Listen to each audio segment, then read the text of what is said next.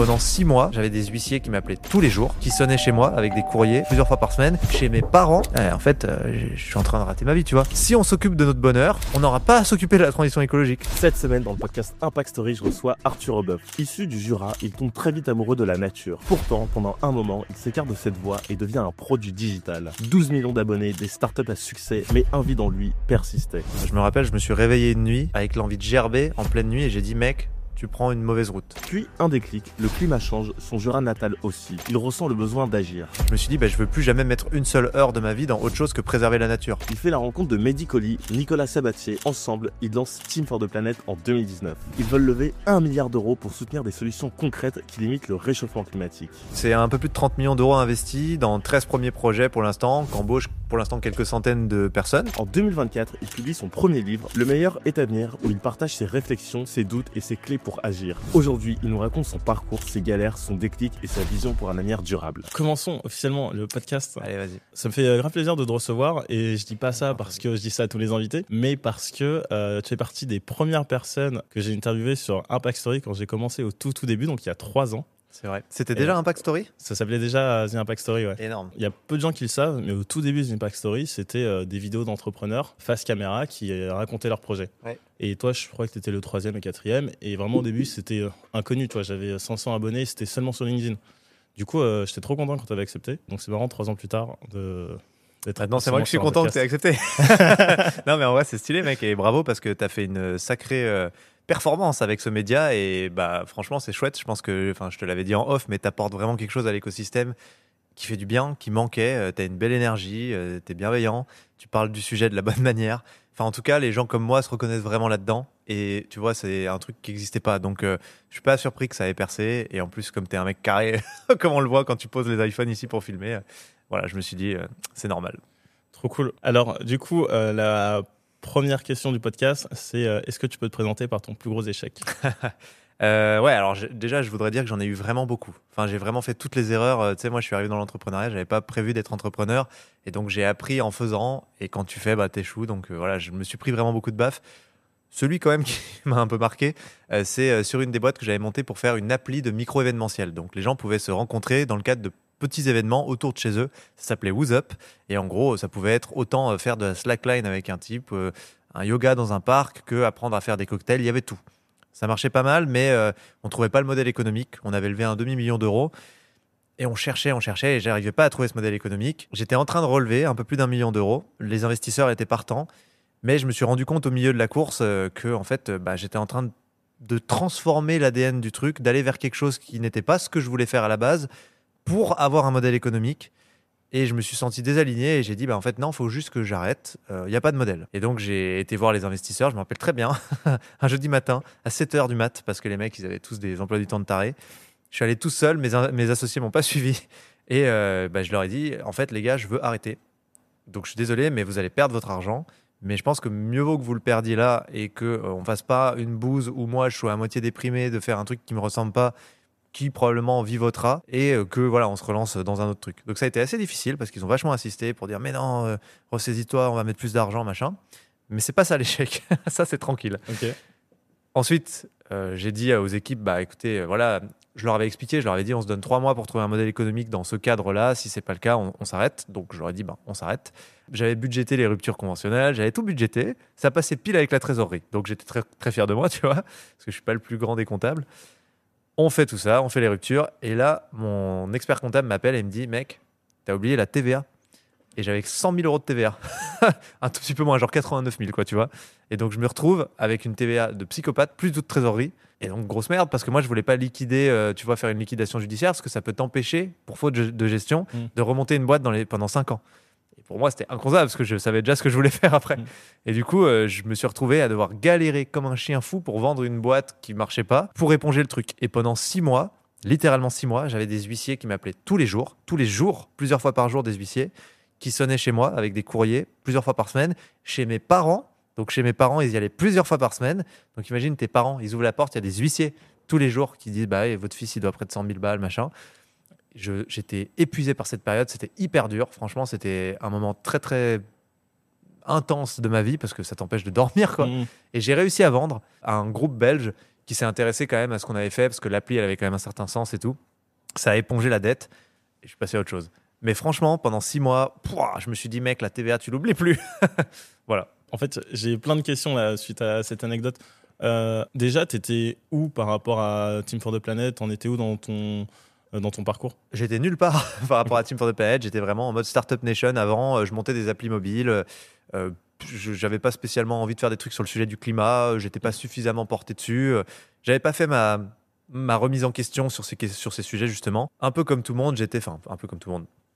Comme les gens de mon écosystème à ce moment-là, on était dans les réseaux sociaux, faire des grosses communautés, faire des apps mobiles qui soient beaucoup téléchargées, qui soient populaires, que les gens utilisent. Voilà, je n'étais là.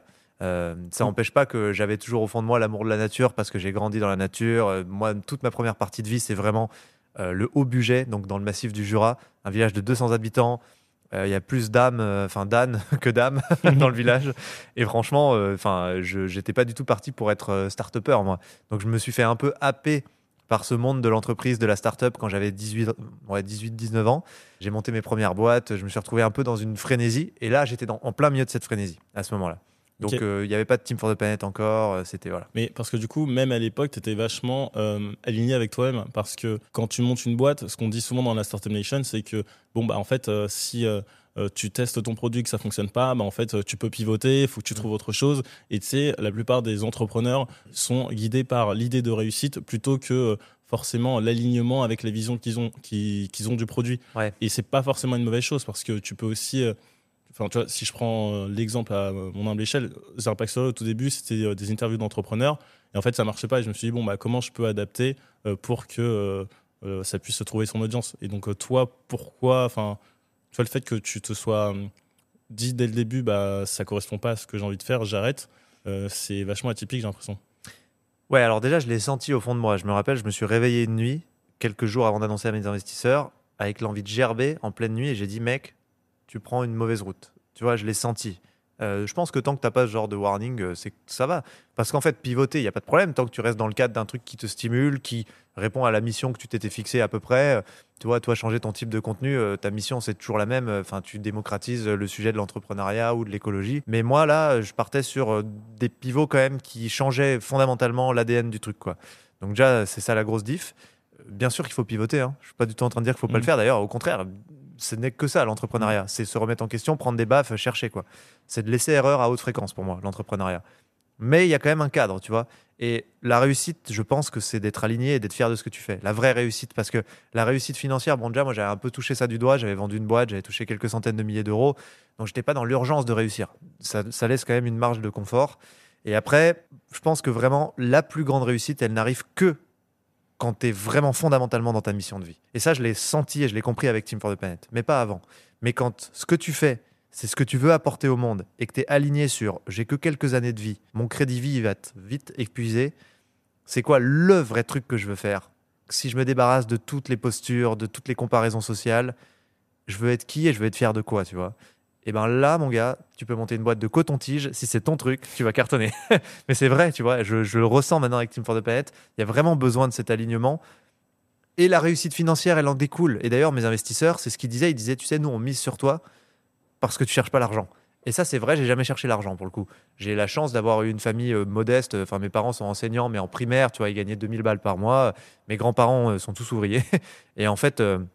j'ai quand même découvert le bonheur sans l'opulence. J'ai jamais eu besoin de l'opulence matérielle ou financière. Je sais qu'il faut une base, tu vois, c'est les fameux planchers sociaux de la théorie du donut.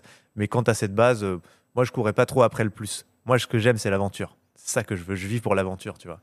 Et donc, si l'aventure s'éteint parce que je suis obligé de faire un truc pour essayer de trouver du cash, j'ai perdu le jeu, tu vois. Donc, c'est ça que je me disais. Mais je dis surtout pas qu'il faut pas pivoter. Et du coup... tu es vachement mature par rapport à la réussite, le fait d'être aligné avec de ce que tu dis, de ce que je ressens. J'ai l'impression que tu es vachement mature par rapport à ces sujets. Donc, le fait d'être aligné par rapport à ses missions de vie, par rapport à sa boîte, ses projets, etc. Et le fait d'être heureux au final, c'est une de tes punchlines. Ne cherchez pas à être écolo, cherchez à être heureux. Tout à fait. Malgré tout, au début, tu es parti dans la voie de la Startup Nation.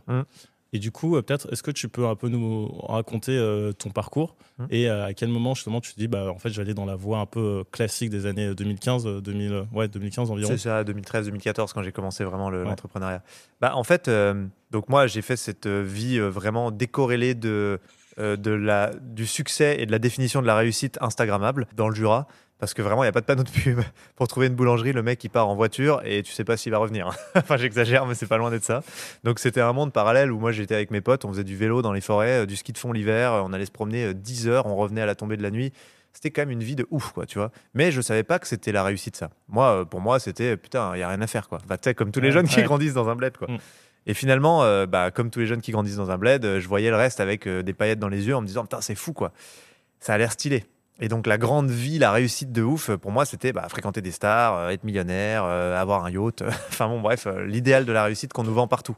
Et ce qui a vraiment fait la diff pour moi, c'est que j'ai eu la possibilité d'aller vers ça. C'était quand j'étais en fac de sport. Donc, moi, je suis allé en fac de sport parce que bah, chez moi, il y avait que du ski à faire, du ski de fond. C'est le pire en plus.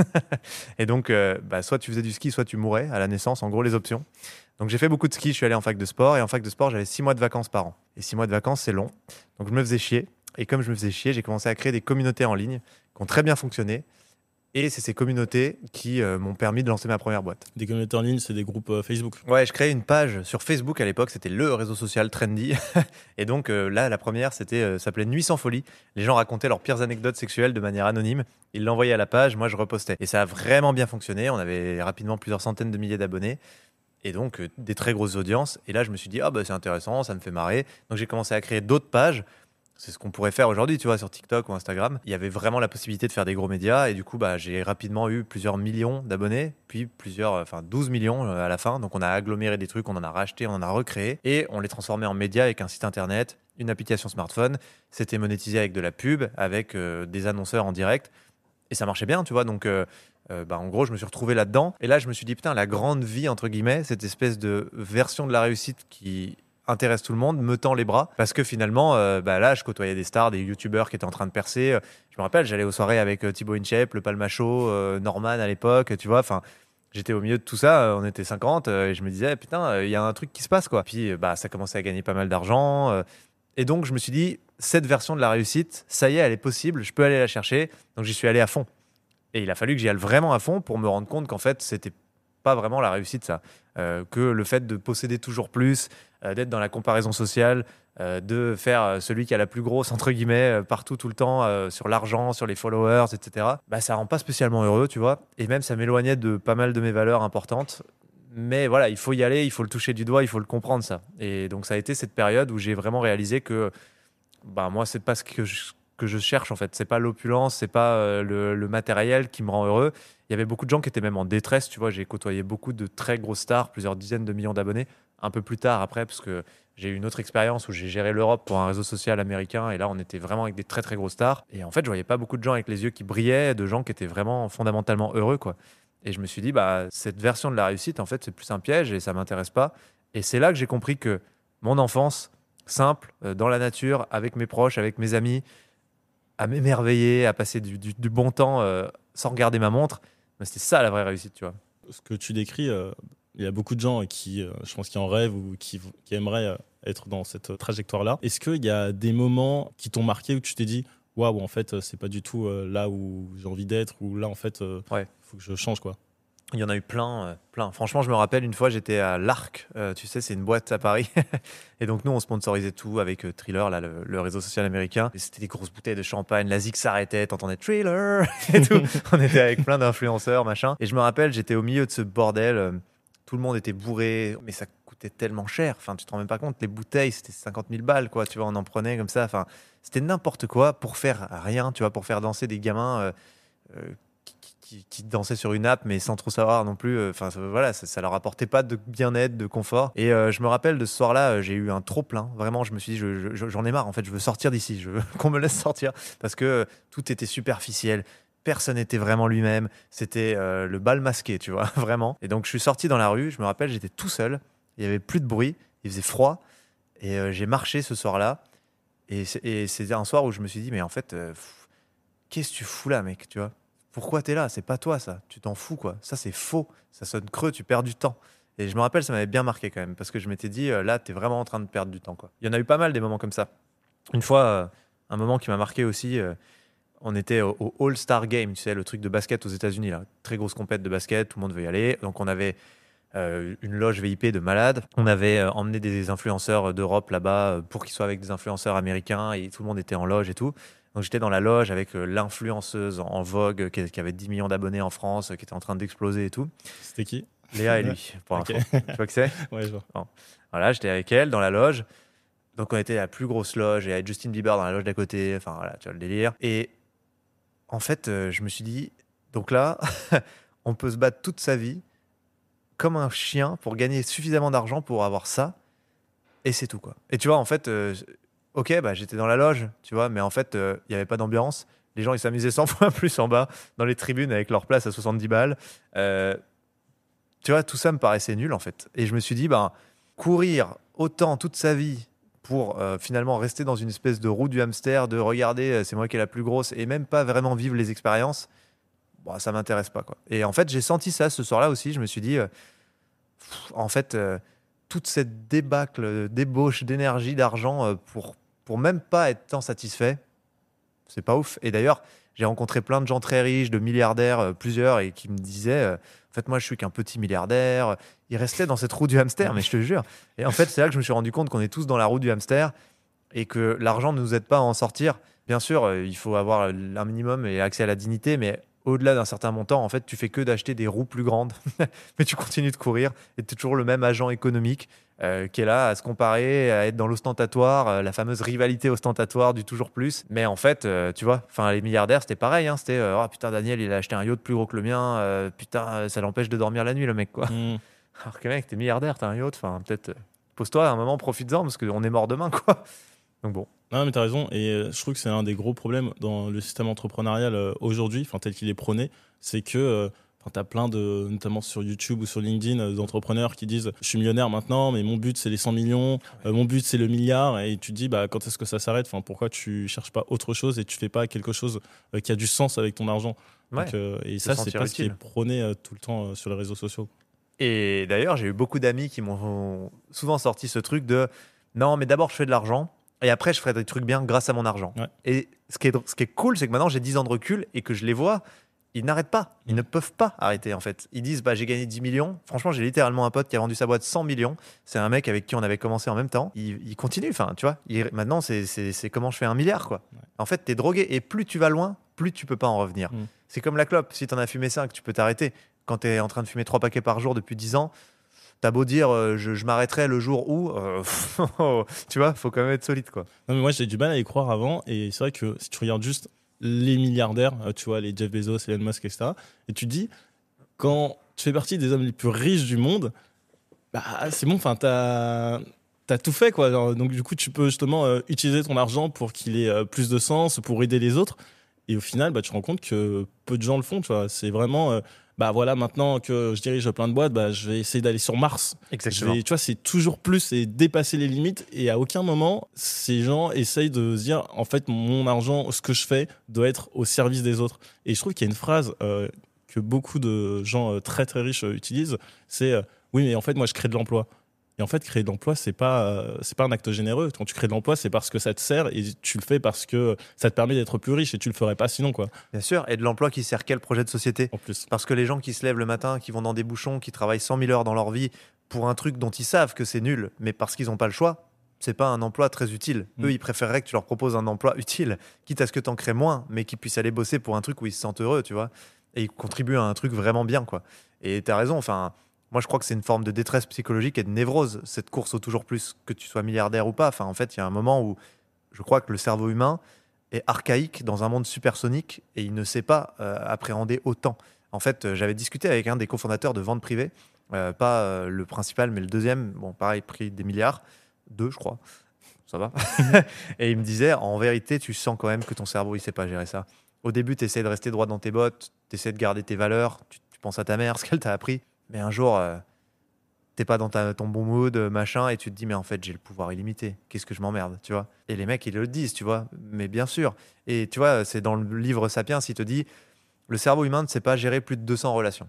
Si tu as plus de 200 relations proches, bah, tu n'es pas dans la confiance, tu sais pas créer le lien parce que bah, c'est normal, c'est trop, quoi. Et aujourd'hui, tu peux avoir 200 millions d'abonnés, tu vois. Donc, probablement que le cerveau, il sait pas, il y a un problème. Et ben, je pense que c'est pareil pour l'argent. Le cerveau humain, il n'est pas censé se dire je peux posséder 1 million d'hectares de terre, tu vois. Ça n'a aucun sens, en fait. Il n'est pas censé pouvoir se dire il y a 1 million de mecs qui travaillent pour moi, c'est moi qui dis ce qu'ils font. C'est pas normal. En fait, je pense que le cerveau n'est pas fait pour ça et que ça nous crée des. En fait, on switch, on pète un câble, quoi. Et donc, je pense qu'être milliardaire, c'est pas un cadeau, hein. Et tu dirais quoi au Arthur plus jeune pour qu'il comprenne ce que tu as compris aujourd'hui sans passer par ce chemin? Parce que tu vois, souvent il y a plein de gens qui vont dire l'argent fait pas le bonheur, et tu as d'autres qui vont leur dire bah oui, c'est facile, tu as de l'argent. Ouais, c'est clair. Donc, comment tu fais pour te rendre compte de ça tant que tu l'as pas touché? C'est ça le plus dur. Ouais, bah, c'est ce que dit Orelsan, tu peux pas le croire sans être riche, là. Tu sais ce que veulent les riches, tout ce qu'ils peuvent pas avoir, tu peux pas le croire tant que t'es pas riche. C'est une super question que je me pose souvent. Je crois pas avoir une réponse claire encore, honnêtement. C'est tellement théâtralisé, c'est tellement mis en scène, tellement mis en avant par les médias, par Instagram, tout le temps, tout le temps. Le système, comme il est aujourd'hui, a intérêt à ce qu'on soit tous dans cette course-là, a intérêt à ce que ceux qui n'ont pas d'argent veuillent en avoir, parce que c'est comme ça qu'ils défendent le mieux ceux qu'on en ont beaucoup, alors que ceux qu'on en ont beaucoup, finalement, les utilisent, tu vois. Et du coup, le problème, c'est que tout est tellement pushy pour nous amener tout le temps à courir derrière l'argent, derrière la fame et tout, que c'est compliqué d'esquiver ça. En fait, je pense que pour l'esquiver, il faudrait que l'environnement social soit très sain, l'environnement global soit très sain. Mais dans un monde où tu as 3000 stimuli publicitaires par jour qui te disent que pour être un mec stylé, il faut que tu sois sapé comme ça, il faut que tu possèdes ça, c'est compliqué. J'entends que c'est compliqué. Donc, je ne sais pas vraiment quoi donner comme réponse, si ce n'est de se poser souvent la question de quoi je veux être fier à la fin de ma vie, qui j'ai vraiment envie d'être, parce que c'est ça qui est vraiment important. Si on existe pour les autres, on n'existe pas, on est mort en fait. Et puis aussi, où est-ce que j'ai du talent finalement? Parce que faire de l'argent, c'est pas vraiment du talent, tu vois. Être un businessman froid, c'est nul. Alors que exceller dans ce qu'on aime faire et que ça nous permette de gagner notre vie très bien, c'est encore une autre approche du truc, et je trouve qu'elle réunit les deux à la limite, et que du coup, ça peut permettre aux gens de prendre le truc par le bon bout quand même, tu vois. Quitte à ce que derrière, ils réalisent que voilà, l'argent finalement, c'était une. Enfin, il en faut évidemment, mais c'était pas le truc derrière lequel ils couraient. Et je pense qu'ils seront sécurisés s'ils ont le truc où ils ont commencé par ce qu'ils aimaient faire ou ce qu'ils voulaient faire, quoi. Ouais, le fameux Ikigai. Ouais, c'est ça. Et du coup, donc, enfance dans le Jura, tu fais des études de sport, tu montes des groupes Facebook, des médias, tu rejoins un réseau social qui s'appelle Thriller. Thriller, ouais. Thriller, ok. Mais tu sais que j'en ai jamais entendu parler, et il n'y a que toi qui m'en as parlé, je connaissais pas ce. C'est qu'on a pas bien fait le job. Non, si, quand même, il y avait 100 millions d'utilisateurs. Hein, ouais, non, mais j'en doute pas, mais je connaissais pas du tout, quoi. Bah, en France, ça marchait beaucoup, mais plus dans les milieux urbains, c'était plutôt ceux de population. Il y avait déjà TikTok qui était assez agressif quand même. Okay. Mais tu vois, typiquement, Léa, lui, elle était gérée du truc, elle en parlait beaucoup. Il y avait pas mal d'influenceurs qui relayaient. Après, ouais, si tu t'intéressais pas trop à ces trucs-là, à ces applis-là, j'entends que tu aies pu ne pas en entendre parler. C'était pas non plus méga famous en France, quoi. Okay. Moi, je savais pas utiliser Insta il y a 3 ans, tu vois. Ah oui, bon, bah, ça, du coup, ça je savais donne pas des faire indices. une story. Je me souviens quand j'ai lancé Impact Story, je demandais à mes potes comment on fait une story. Je savais pas comment faire. C'est incroyable. Vraiment. Bon, bah, tu vois, là où tu as du talent, c'est pas forcément là où tu as du talent tout de suite. C'est ça qui est bon aussi comme apprentissage. Et du coup, à quel moment tu décides de lancer Team for the Planet? Et même au-delà de ça, tu sais, on parle souvent de déclic. On n'est pas obligé de parler de déclic, mais à quel moment tu dis bon, l'écologie, c'est quelque chose qui a du sens pour moi et je veux consacrer les prochaines années de ma vie sur ce sujet? Ouais, bah au moment où je me dis que je suis pas vraiment heureux dans cette espèce de grande vie entre guillemets instagrammable à 2000 à l'heure, où tout le monde a un ordi dans une main, un tel dans l'autre, court partout sans savoir au service de quoi, à part faire de 1 euro, 2 euros. Et donc ça, c'est la deuxième année de Thriller justement, où c'était très intense, on était à 200%. Ils m'ont fait une proposition assez vénère, plusieurs millions d'euros de stock option, tu vois, avec un énorme salaire honnêtement. Et en fait, c'est devant la propale que je me suis rendu compte que je voulais pas faire ça. Et que du coup j'ai dit non. Mais j'aime bien moi le côté dropper dans le vide, tu vois. Tu sais, j'ai le frisson, le truc de putain mec, tu vas faire un truc fou, quoi. Mais j'ai l'impression que tu t'écoutes vachement. C'est-à-dire que là devant toi, tu as un contrat avec un énorme salaire et des millions d'euros de stock option, et tu dis je sens que j'ai pas envie de le faire, donc je vais pas le faire. Alors mais tu le sens ça, je trouve. Enfin, tu vois. Mais moi je pense que beaucoup de gens sentent, mais ils vont quand même, parce que tu te dis c'est tellement irraisonnable que je suis obligé de l'accepter. Tu vois, il y a des situations comme ça. Enfin, moi, je me suis déjà retrouvé dans ce genre de situation. Je me dis, mais en fait, je peux pas refuser. Tu vois, je peux pas parce qu'en fait, c'est trop gros. Et plein de gens rêveraient d'être à ma place ici. Du coup, il faut que j'y aille. Moi, je kiffe l'aventure, comme je t'ai dit. Et du coup, je crois que j'adore ce frisson du moment de faire une dinguerie. Okay. Et je crois que c'est ça qui m'aide à m'écouter. C'est que je me dis, en fait, c'est plus bon et plus fou de dropper ce truc et de dire non et de repartir dans la rue et t'as plus rien et tu recommences tu fais un reset, tu vois, que d'y aller, de savoir à quoi vont ressembler tes 5 prochaines années, de mec stressé à moitié en burn-out pour faire un truc dont il a rien à foutre, parce que moi, faire danser des gamins dégénérés sur une appli, vraiment, c'est pas le sens de ma vie. Et en plus, dans un monde où tout le monde n'a pas l'air très heureux, tu vois, moi, j'avais quand même quelques arguments pour prendre ma décision, mais à ce moment-là, ça s'est cristallisé et je me suis dit, mec, tu choisis entre être un Arthur un peu chelou que tu n'avais pas prévu d'être, qui va s'enfoncer là-dedans et qui va se mettre à fumer 3 paquets de clopes par jour, donc ça va être dur de revenir, ou arrêter parce que là, tu es à la 5e clope et repartir sur le vrai Arthur, quoi, tu vois. Et je me rappelle très bien de ce truc. Je suis allé dans la rue. J'ai 31 maintenant. Non, à ce moment où tu prends cette décision. J'ai 25 ou 26. Mais tu vois, c'est ultra. Enfin, en vrai, j'ai 29 ans aujourd'hui, mais c'est ultra mature comme décision. Je pense que à 25 ans. Je sais pas si c'est une histoire de maturité. Moi, en fait, je pense que j'ai eu la chance de pouvoir vite savoir aussi ce que je voulais faire. Tu vois, j'ai encore une fois une famille qui a été très saine autour de moi, qui m'a vraiment montré des choses simples. Et le bonheur simple, tu vois, moi j'ai des grands-parents qui ont vécu 70 ans de mariage, ils ont fait leur jardin, ils étaient ouvriers, je te dis, mais ils étaient heureux parce que leur vie, elle était faite des choses importantes, tu vois, de la famille, du contact avec la nature, des moments où tu prends ton temps, en fait, tu vois. Et en fait, j'ai découvert, je pense, cette version-là de la réussite qui était quand même ancrée en moi et où je sentais bien que c'était ça, la vraie réussite, tu vois. Même si elle n'est pas Instagrammable, même si elle n'est pas stylée, même si elle n'est pas validée socialement, si vraiment tu te regardes en face dans le miroir et tu te dis de quoi j'ai besoin, tu vois. C'est aussi pour ça que je suis parti à Samoin, en Haute-Savoie, au lieu d'être ici à Paris, à enchaîner des interviews. Je pourrais faire une chronique à la télé actuellement parce que j'ai eu des propositions, par exemple. Mais en fait, non, tu vois. C'est un autre truc où tu drops. Tu dis, bah tiens, non, en fait, je vais pas y aller, je vais aller à Samoin. Et en fait, je vais marcher tout seul au bord de la rivière. Il n'y aura aucun bruit et je vais voir traverser une hermine. Personne ne le saura, personne ne saura qui je suis. Mais moi, j'ai gagné, tu vois. Mais c'est un deal que tu fais avec toi-même, quoi. Et donc ça, pour le coup, ouais, je pense que j'aime bien cette petite folie de vraiment m'écouter, parce que je trouve que c'est très bon, en fait. Et je recommande aux gens de tenter le truc. Ça fait peur, mais qu'est-ce que c'est bon. Et franchement, et en plus, ça a toujours été bon. Enfin, je veux dire, derrière, dans ma vie, ça m'a toujours servi. Ça a jamais merdé. Tu vois, là, j'ai droppé ce truc Thriller qui était censé être l'apogée de ma life. Et finalement, j'ai fait Team for the Planet, qui est une aventure mais 1000 fois plus excitante, 1000 fois plus folle. Et limite, les trucs auxquels j'étais censé dire adieu dans Thriller, bah, je les ai retrouvés dans Team for the Planet, mais avec du sens, de la cohérence et pas tous les défauts. Et je crois que la vie, elle te récompense quand tu t'écoutes. Mais vraiment, il faut avoir le courage parce que tu as raison, des fois c'est dur et puis on n'a pas tous ma chance. Moi, au pire, tu vois, j'avais déjà un peu d'argent. Au pire, j'allais juste réfléchir un peu plus longtemps ou me dire, oh, bon, c'est dommage. Mais je m'en fous, tu vois, j'étais pas. Il y a des gens, ils sont dans la rue, donc j'entends bien que c'est pas la même, enfin, tu vois, c'est pas la même discussion. Mais je pense qu'il y a aussi beaucoup de gens dans ma situation qui ont quand même un minimum de stabilité, qui peuvent gérer ce niveau de risque. Et franchement, la vie, elle te récompense vraiment. Enfin, c'est sûr, quoi. Il y en a énormément. Enfin, moi, j'ai pas mal d'amis qui sont dans des métiers où tu vois, ils sont pas spécialement heureux. Et tu vois, s'ils raisonnaient comme toi, ils pourraient très bien dire, bah voilà, je me sens pas aligné là maintenant. Je cherche un autre travail, je fais autre chose. Mais je pense que des gens qui ont ce courage, il y en a vraiment, enfin, dans nos situations, etc., dans les milieux, il y en a vraiment très très peu. Et enfin, je sais pas à quel point tu t'en rends compte. Mais... parce que je pense qu'on a trop aussi, nous. Tu vois, du coup, on s'accroche à des privilèges comme une moule à son rocher. Je pense que les gens qui ont moins, ils sont plus ambitieux, ils sont capables de faire plus des trucs fous, justement. Mais tu as raison, il y en a beaucoup. Mais tu vois, encore une fois, je pense que vraiment, c'est fou parce que je crois que c'est pas le talent qui fait réussir les gens, c'est justement le courage d'être eux-mêmes. Et c'est dingue parce qu'on a toujours l'impression que c'est bullshit et c'est un truc de développement personnel, mais c'est vrai en fait. Et je le vis. Et avoir le courage d'être soi-même et de suivre ce que tu as vraiment envie de faire, ça te fera plus réussir, je pense, que d'être le plus gros bosseur ou le mec qui a du talent, quoi, tu vois. Toi, tu as fait ça. Toi, tu t'es jeté à l'eau comme un ouf, quoi. Tu as bossé le soir et le week-end pour lancer ton truc. C'était un acte de courage, tu vois. T'aurais très bien pu t'en passer, quoi. Et finalement, ça a changé ta vie. Mais en fait, la vie, elle ne change que à partir du moment où on accepte de s'écouter.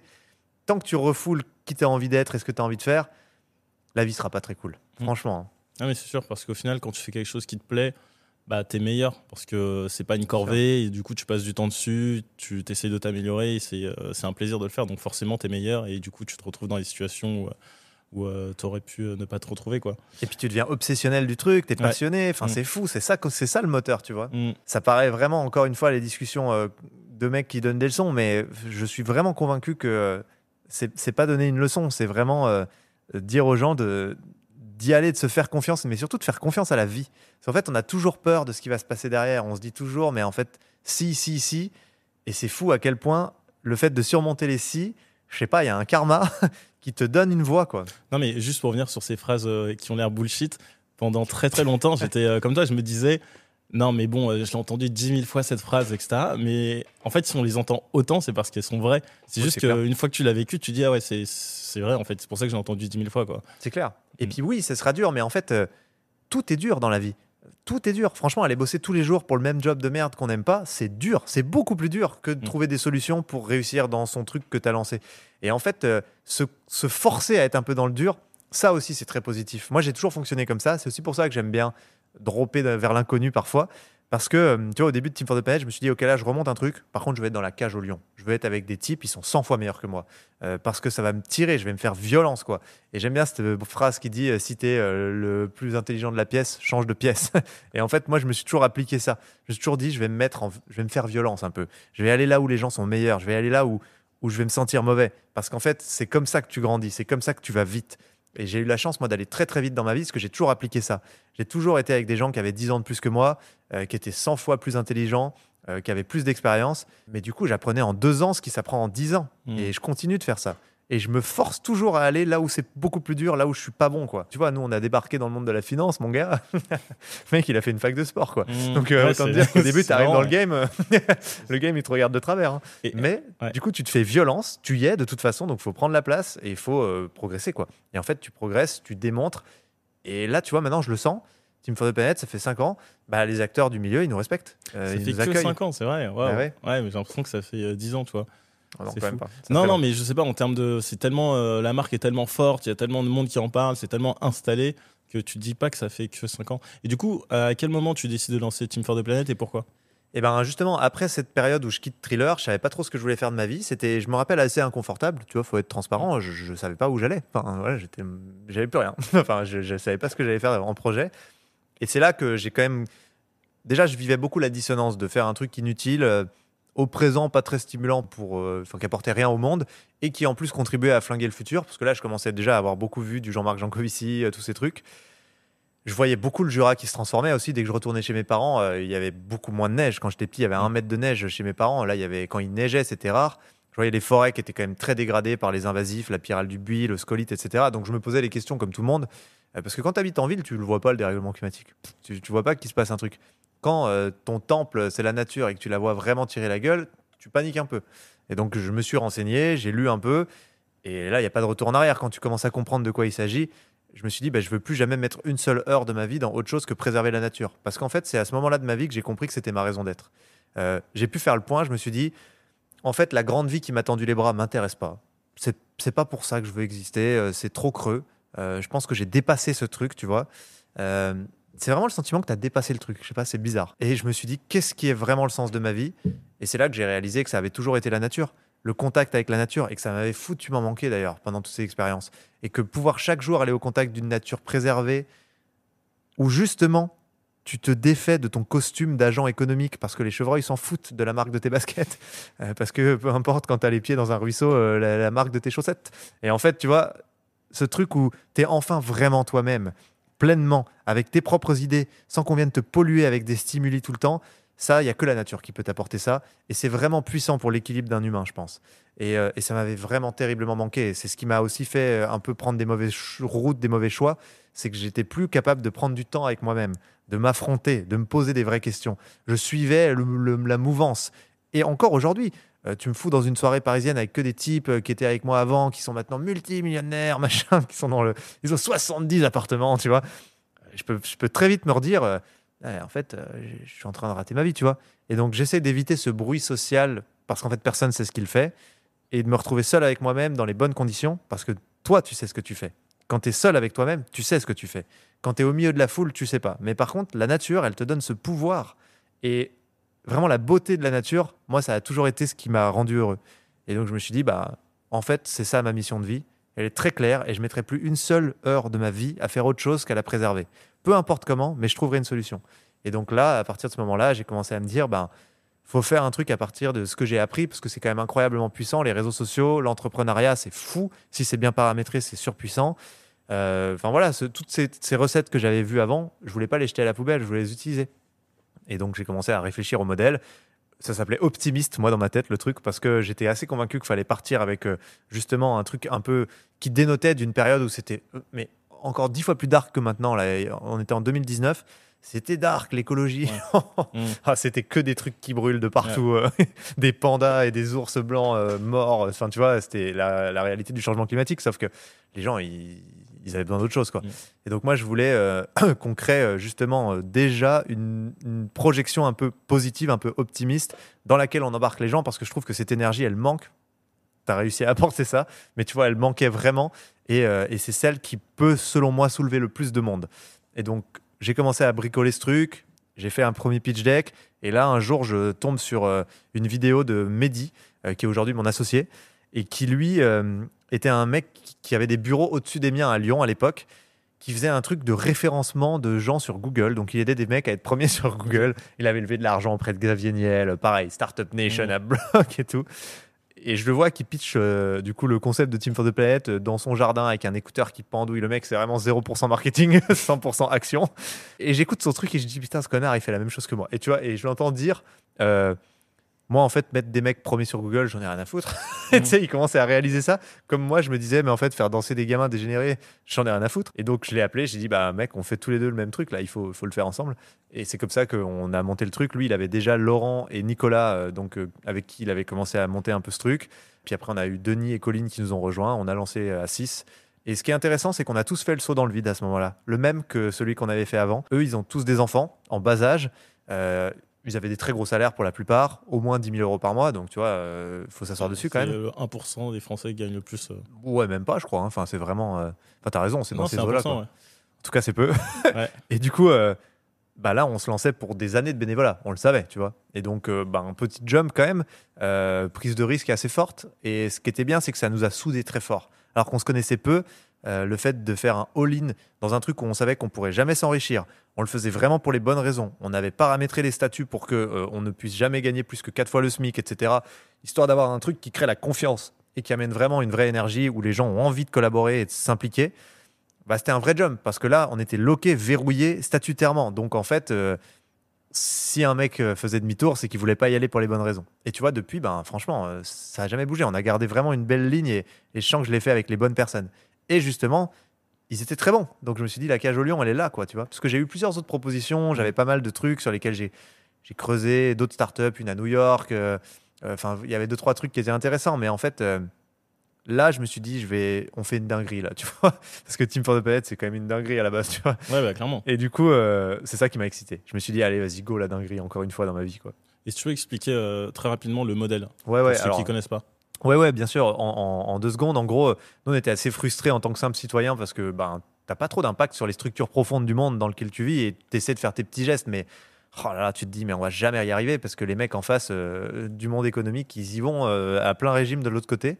Et donc, nous, on se disait, l'entreprise, c'est quand même un levier qui permet de toucher à ça. Qui que tu sois, tu peux venir de Seigne, dans le Jura, c'est le nom de mon bled, avec 200 habitants, et tu peux toucher des millions de personnes en ligne. Et ça, c'est un truc fort quand même. La politique, pour y accéder, c'est pas facile. Faut du temps, et souvent, il faut appartenir à une caste, une élite, etc. Enfin, tu vois, il n'y a pas beaucoup de leviers d'action, finalement, pour avoir vraiment de l'impact. Et donc, nous, on se disait, là, l'entreprise, c'est un vrai levier. Par contre, il faut qu'elle soit bien paramétrée. Parce que si elle est paramétrée en mode business as usual, bah en fait, on va finir par faire un truc qui sera antinomique à la volonté de ce qu'on a de faire aujourd'hui, quoi. On a réfléchi un peu au sujet, on a rencontré beaucoup de scientifiques, notamment Jean Jouzel, qui nous a parrainé dès le départ. Et à chaque fois, ils nous ont orientés vers le même truc. Ils ont dit, toutes les innovations et toutes les initiatives dont on a besoin pour faire la transition à grande échelle et justement transformer des secteurs très polluants en profondeur, elles sont déjà là. Ça, c'est un constat que fait la communauté scientifique. Les solutions existent. Oui, c'est pas la peine d'attendre qu'on invente le machin miracle. Bah, tu le sais, enfin, tu vois, tu couvres ça, il y en a plein. Mais elles ont un gros problème, c'est qu'elles passent pas à l'échelle. Et la raison pour laquelle elles passent pas à l'échelle, c'est qu'elles sont souvent portées par des innovateurs, donc des gens qui sont des chercheurs, des scientifiques, des ingénieurs, quoi. Et ces gens-là, si tu veux, c'est le Steve Wozniak. Mais le Steve Wozniak tout seul, il fait pas Apple. Le Steve Wozniak, il a besoin de Steve Jobs. Et ça, c'était un constat fou qu'on faisait parce que nous, on connaissait plein de très bons entrepreneurs qui avaient monté des super boîtes et qui, justement, un peu comme nous, se disaient comment est-ce que je fais maintenant pour vraiment faire un truc utile ? Donc nous, on est un peu le Tinder du climat. On va chercher le Steve Wozniak, on le trouve partout sur Terre, on s'assure que sa solution, elle a vraiment la possibilité d'avoir un impact radical sur un secteur très polluant. Et ensuite, on va passer du temps à trouver un vrai fucking Steve Jobs. Donc là aussi, on cherche, on utilise la communauté pour trouver des profils vraiment très bons. On les met ensemble et on finance ça avec une grande tirelire collective parce que tout le monde peut investir dans Team for the Planet. Donc à partir d'1 euro, ça se fait en 2 minutes. Et c'est pas un don, on devient associé, donc copropriétaire de Team for the Planet, au même titre que nous finalement. Et avec cet argent, on finance le projet pour qu'il se déploie. Mais ce qu'on a découvert entre-temps et qui est vraiment l'atout numéro 1 de Team for the Planet, c'est que maintenant, on a 128 000 actionnaires qui ont mis de l'argent. Et en fait, le réseau des actionnaires, c'est surpuissant. Pour trouver des clients, pour recruter des talents, donc restructurer toute l'équipe, ça va hyper vite. En 24 heures, on peut trouver des clients de malades dès qu'il y a une offre. Mais vraiment, avec 128 000 personnes, tu as accès à tout le monde. C'est un truc de fou. Et puis, quand tu as besoin d'un contact avec n'importe qui, n'importe quel ministre, pareil, ça va hyper vite. Et ça, on l'appelle la famille du climat. Et on est même en train de le plateformiser, d'en faire un outil interne pour vraiment trouver hyper vite, en 2 secondes, des mecs qui peuvent nous introduire n'importe qui, quoi. Et donc ça, c'est la vraie force de Team for the Planet, parce qu'en fait, ça nous aide à prendre un projet qui a un énorme potentiel, mais qui est trop risqué, trop complexe, qui n'est pas structuré comme il faut, qui n'a pas les bonnes équipes, et d'aller mettre une espèce de team d'Avengers autour pour en faire un vrai projet qui peut changer d'échelle. Et après ça, on les met en licence libre, donc c'est inspiré de l'open source, pour que ça se déploie partout dans le monde le plus vite possible et que ça ait beaucoup d'impact. Et le pas de côté qu'on a fait pour pouvoir faire tout ça, justement sur le modèle, parce que je parlais du business as usual, c'est de faire un modèle où nos actionnaires, ils investissent pour les bonnes raisons. Donc eux, ils viennent pour des dividendes climat, des tonnes de CO2 évitées. C'est ça qu'on leur retourne chaque année. Ils n'ont pas d'enrichissement financier, pas pour l'instant, même si ça y est, ça va arriver d'une certaine manière. Mais en tout cas, la force de ça, c'est que ça nous permet d'aller sur des projets qui ne sont pas financés aujourd'hui par les autres fonds en général, parce que les autres fonds ont la pression de leurs actionnaires qui leur disent moi je veux du 15% de rendement et je veux que tu puisses faire des exits dans 3 ans. Et donc imagine un projet comme ça, si tu n'as pas toute la force de frappe de ce que je viens de te raconter, c'est impossible de le financer. Et la plupart des projets critiques pour la transition écologique aujourd'hui tombent à l'eau, clairement. Enfin, c'est ce qu'on observe. Parce que le monde économique ne sait plus financer ça et n'est pas structuré pour faire ça. Le monde économique est très bien structuré pour passer à l'échelle quand le truc est suffisamment avancé, qu'il a déjà franchi la vallée de la mort. Mais en fait, avant, c'est l'hécatombe. Il y en a très peu qui franchissent la vallée de la mort, alors qu'on en a besoin. Et donc, nous, on se met là, dans la vallée de la mort, au plein milieu. Mais c'est super intéressant parce que du coup, on en parlait tout à l'heure en off. Moi, j'ai beaucoup travaillé dans un fonds d'investissement à impact. Et du coup, on finançait des projets qui ont un impact environnemental et social. Et en fait, moi, mon raisonnement, c'était de me dire, comme toi, l'entreprise, c'est un levier extraordinaire pour faire avancer les choses et pour avoir un impact concret sur le monde. Mais du coup, tu vois, moi, je suis partisan en général de utiliser le système tel qu'il est pour le faire aller dans le bon sens. Et du coup, en fait, les fonds impact, ça me semblait être la meilleure solution. Et donc, vous, ce que vous avez dit, c'est OK, dans le système économique actuel, il y a ça qui vont pas dans la bonne direction. Et du coup, on va créer une autre structure qui est complètement un ovni dans le système financier. Et du coup, à quel point c'est un ovni ? Parce que je pense qu'il y a plein de gens qui réalisent pas, mais il me semble que même, tu vois, juridiquement, il y a des choses qui font que vous n'aviez pas le droit de créer Team for the Planet, etc. Donc, est-ce que tu peux revenir là-dessus ? Et à quel moment vous dites que, voilà, on va quand même y aller ? Mais c'est vrai que je rentre pas dans les détails, mais c'est quand même sacrément taffé pour justement être une grande expérience de nouveaux modèles d'affaires, avec un modèle d'affaires qui permette de vraiment financer les projets dont on a besoin. Nous, utiliser le système, c'est pas vraiment la position, c'est plus utiliser les outils du système aujourd'hui, mais redéfinir les règles du jeu et le cadre, parce que pour moi, c'est pas l'outil le problème, c'est le cadre dans lequel il est contraint d'évoluer. Et l'entreprise aujourd'hui, dans le code civil, c'est des gens qui mettent en commun des moyens pour générer des profits et se les partager. Pour moi, ça, c'est des écureuils qui sont entourés par les flammes et qui font une montagne de glands aujourd'hui, tu vois. Je pense vraiment qu'on a besoin que l'entreprise soit un objet d'utilité publique avec un modèle économique. Évidemment, parce que tu vas pas changer le monde, embaucher des gens et donc façonner un projet de société avec quelques heures de bénévolat par-ci par-là. Ça, il n'y a pas de sujet, tu vois. Mais par contre, le fait que le cœur du réacteur soit pensé d'abord pour un objet d'utilité qui est servi par un modèle économique, pour moi, c'est évident, mais c'est plus ce qu'on fait. Donc nous, on a essayé de refaire ça avec Team for the Planet. Et donc, on a fixé l'objet qui est limiter au maximum les émissions de gaz à effet de serre. Donc ça, c'est mesuré par le dividende climat. Et c'est ça l'indicateur de succès de Team for the Planet. Nous, nos actionnaires, quand on ne génère pas assez de dividende climat, ils nous engueulent, ils nous font chier. Comme un actionnaire engueule et fait chier quand ça ne génère pas assez d'argent dans un cadre où on lui dit c'est l'argent que tu viens chercher. Par contre, quand la rentabilité est un peu moins que espérée, ils s'en foutent. Du moment que les dividendes climat sont là. C'est ça qui est intéressant, tu vois. Et donc, quand tu dis qu'on n'avait pas le droit de le faire, c'est vrai. Il y a plein de choses qui nous empêchait de créer un truc comme ça. Ça paraît complètement dingue. Mais par exemple, dans la loi, tu n'as pas le droit de dire « je ne vais pas distribuer de dividendes financiers à mes actionnaires ». C'est interdit parce que ça doit être voté en assemblée générale. Et nous, on voulait vraiment pas. Et du coup, j'aime bien dire qu'on on a trouvé un avocat qui avait encore un peu de cheveux avant de nous connaître et qui nous a dit « il y a un truc que vous pouvez faire, vous pouvez conditionner la distribution de dividendes financiers à la survenance d'un événement ». Et donc, nous, on a écrit qu'on n'en distribuera que le jour où la température à la surface du globe redescendra à ce qu'elle était avant 1850, ce qui, d'après le GIEC, n'est pas possible avant 10 000 ans. Donc, ça nous laisse un peu le temps, tu vois, de faire les choses, quoi. Et en fait, il y a plein de trucs comme ça qu'on a dû un peu pirater dans les statuts, contourner, feinter, jouer avec la loi pour faire notre modèle. Ce qui est dingue. Et on n'est pas en train de réinventer la roue. C'était juste pour dire... on fait un truc qui est d'abord au service d'un indicateur extra-financier. Et le financier sert l'extra-financier. Mais t'imagines, on est tellement englué dans des décennies de capitalisme, de néolibéralisme, que ça, maintenant, c'est pas possible. T'as pas le droit. Si tu fais un truc, c'est pour faire du pognon. Et si en co-bénéfice, ça fait un truc bien, tant mieux. Mais en fait, on sait très bien que quand t'es dans un truc qui fait du pognon, de plus en plus de pognon, qui est en plus... du coup, les actionnaires sont éloignés de la réalité opérationnelle de ce que produit leur argent. De plus en plus, plus ça grossit, plus c'est le cas. En plus, tu as des intermédiations d'actionnaires qui gèrent l'argent d'autres, etc. À la fin, les gens, ils regardent juste un truc. Est-ce que ça a fait plus d'argent ? Oui, non.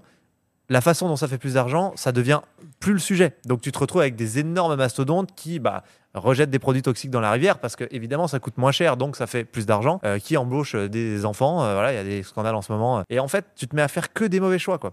Et je pense que c'est évident qu'il faut un modèle économique viable, mais par contre, il faut qu'il serve à un projet qui est très clair et qui a un indicateur pour être matérialisé, quoi. Mais ça me fait penser aux séries, tu sais, c'est quand il y a une série excellente qui sort et en fait, le scénariste avait vu qu'une saison et en fait, c'est un carton. Et dans C'est ce cas-là, exactement ça. ils font bon, vas-y, on repart sur une deuxième saison, une troisième, quatrième, et au final, la série elle perd de son essence. C'est des bouseux. C'est ça.